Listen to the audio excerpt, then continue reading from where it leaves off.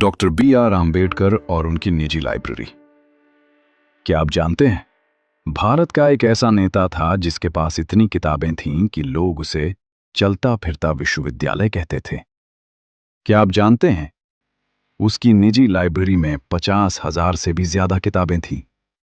और क्या आप जानते हैं, जब वो विदेश से लौटते थे तो अपने साथ कपड़े कम और किताबें ज्यादा लाते थे।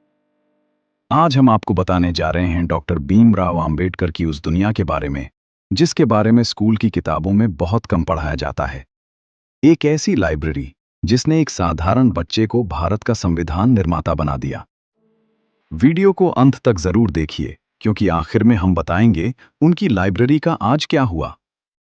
और अगर आप इतिहास के ऐसे अनसुने सच जानना चाहते हैं तो चैनल को अभी सब्सक्राइब जरूर कर लीजिए और वीडियो को पूरा देखिए।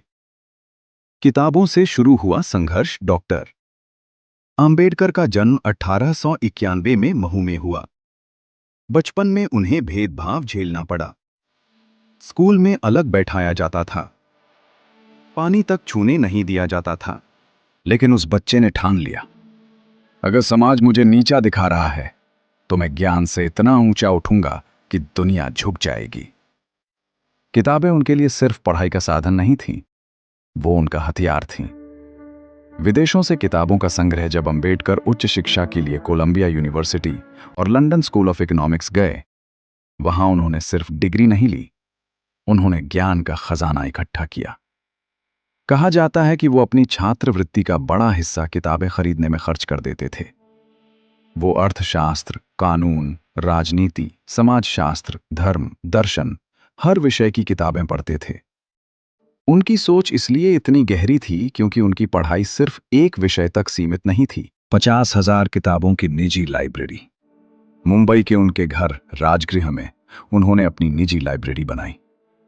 बताया जाता है कि उनके पास लगभग 50,000 से अधिक किताबें थीं। उस समय के भारत में इतनी बड़ी निजी लाइब्रेरी शायद ही किसी के पास थी। लोग कहते थे, अगर अंबेडकर बोल रहे हैं तो समझ लो किताबें बोल रही हैं। संविधान और लाइब्रेरी का संबंध। जब भारत का संविधान लिखा जा रहा था तो अंबेडकर के पास दुनिया के कई देशों के संविधान की प्रतियां थीं। उन्होंने अमेरिका, ब्रिटेन, फ्रांस, आयरलैंड जैसे देशों के कानूनों का अध्ययन किया। उनकी लाइब्रेरी ही उनकी सबसे बड़ी ताकत थी।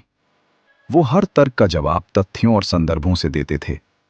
यही कारण है कि उन्हें भारतीय संविधान का शिल्पकार कहा जाता है। किताबों के प्रति उनका जुनून। कहा जाता है कि वो रात रात भर पढ़ते रहते थे। उनकी पत्नी सावित्रीबाई अंबेडकर ने बताया था कि कई बार वो बिना आराम किए लगातार पढ़ते रहते थे। किताबें उनके लिए दोस्त भी थीं, शिक्षक भी और प्रेरणा भी। उनकी लाइब्रेरी का क्या हुआ? उनकी मृत्यु के बाद उनकी लाइब्रेरी का बड़ा हिस्सा सुरक्षित रखा गया। आज भी उनके घर राजगृह में उनकी कई किताबें संरक्षित हैं। यह सिर्फ किताबों का संग्रह नहीं, यह एक विचारधारा का संग्रह है। निष्कर्ष। डॉक्टर अंबेडकर की सबसे बड़ी ताकत उनकी आवाज नहीं थी, उनकी राजनीति नहीं थी, उनकी डिग्री भी नहीं थी। उनकी सबसे बड़ी ताकत थी ज्ञान। उन्होंने साबित किया कि अगर आपके पास किताबें हैं तो आपके पास पूरी दुनिया बदलने की ताकत है। अगर आपको यह जानकारी प्रेरणादायक लगी तो वीडियो को लाइक जरूर करें। ऐसे ही इतिहास के अनसुने सच जानने के लिए चैनल को सब्सक्राइब करना न भूलें। और कमेंट में जरूर बताएं आपको यह वीडियो कैसी लगी। जय भीम, जय भारत।